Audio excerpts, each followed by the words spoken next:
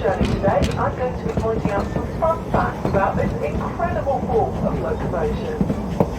Please remain seated throughout the journey and keep all hands, heads, legs, children and anything else of value inside the carriage at all times.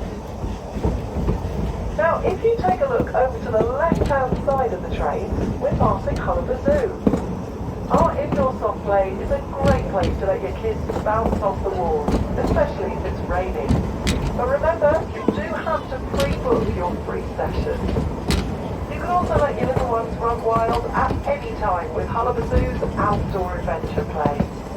By the way, we should tell you that you're travelling on board a little piece of history. The Great Whipsnade Railway is unique, being the only narrow-gauge heritage steam railway to run inside a zoo in the UK.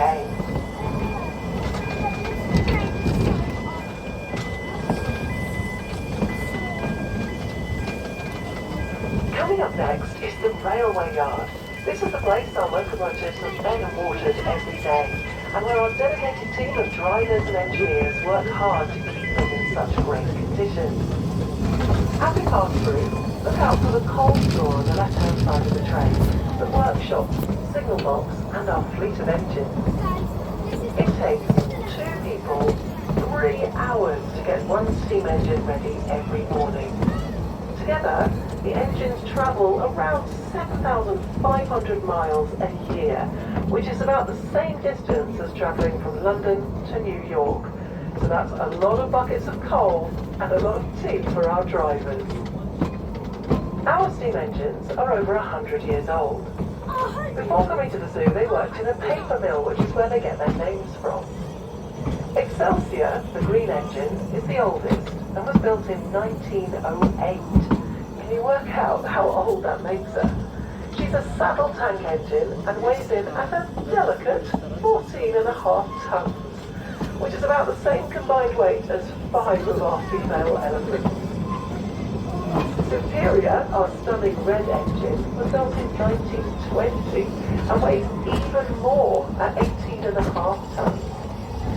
And Victor and Hector are our other engines, which are used for shunting carriages around, pulling up passengers or hauling the freight train for track work. Now, as we round the bend, to the left of the train is somewhere very special. What may look like just an empty field is actually a haven for biodiversity. Over 1,500 species of UK plants and animals live around our site, including little owls, rare bats and rare moths and butterflies, and we do everything we can to protect them. This is also the home of our hazel dormouse breeding facility. This work is so important as they're almost extinct in this country. If you were to cup your hands now, you could actually fit one of these tiny rodents in your palm. Oh yeah.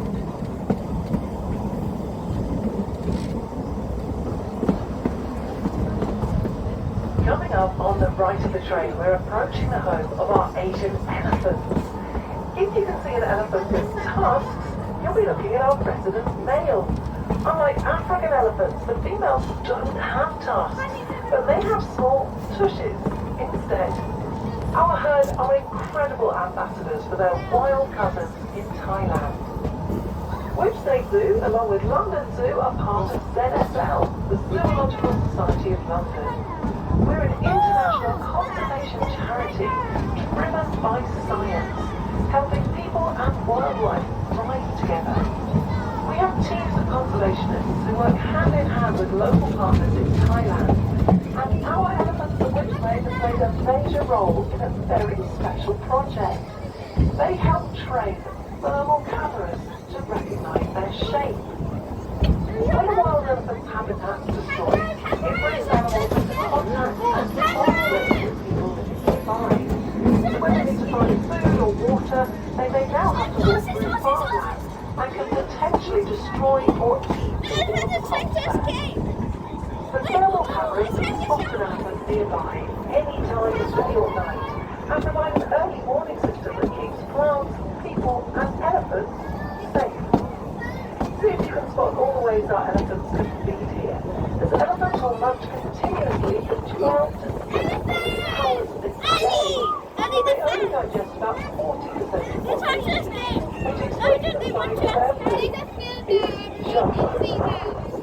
They use their trunks to reach up high to ground. They can pick up a blade of grass and push down an entire tree. The trunk is so versatile. It's one of the best noses in the animal kingdom. It can be used to trumpet, to caress each other, to shower with mud, sand or water, and even be used as a snorkel.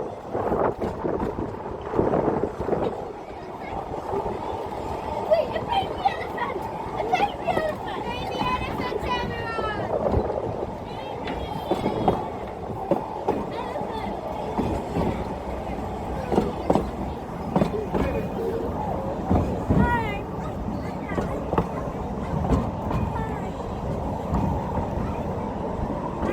We're now approaching our greater one-horned rhinos. Just one of 2 rhino species we have here at the zoo.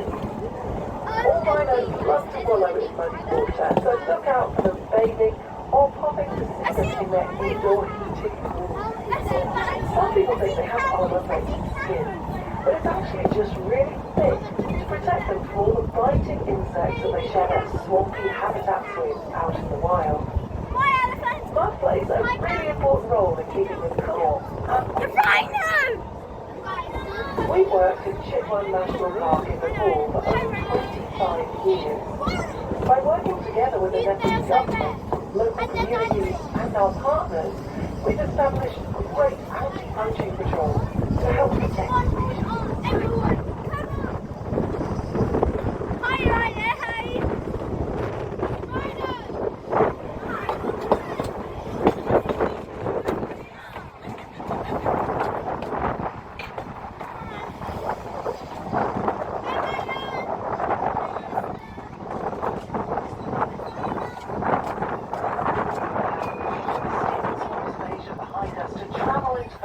Desert plateau.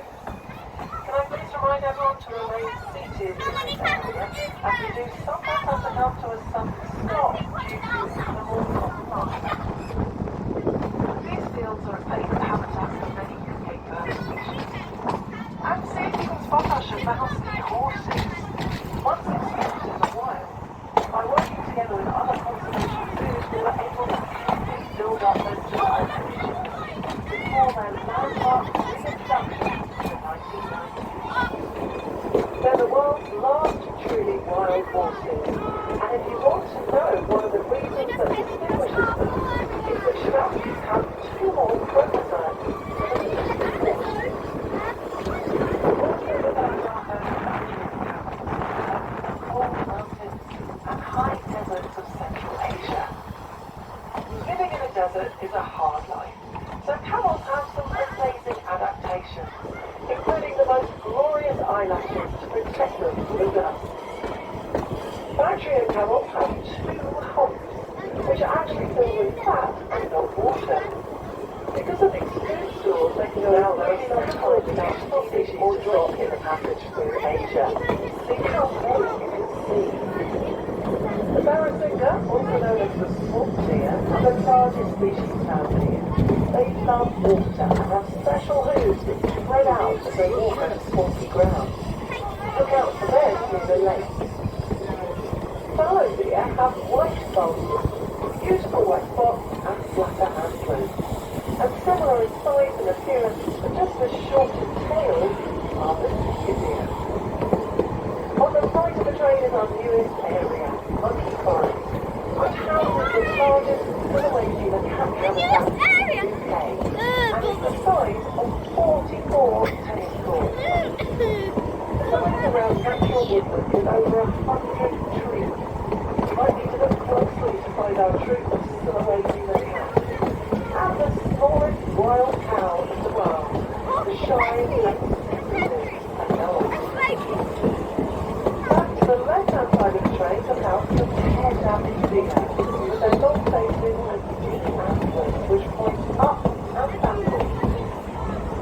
Whipsnade Zoo played a huge part in saving them from extinction, and our herd is a very important part of the conservation breeding program. Our smallest species of deer is water deer,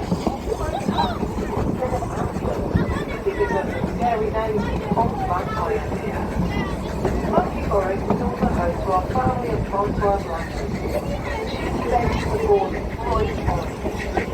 They live alongside our very custom summer winter, a big religious massive town. Local community groups have helped us provide homes from all of our UK wildlife too, with the watercourses and the untouched scrublands surrounding the area.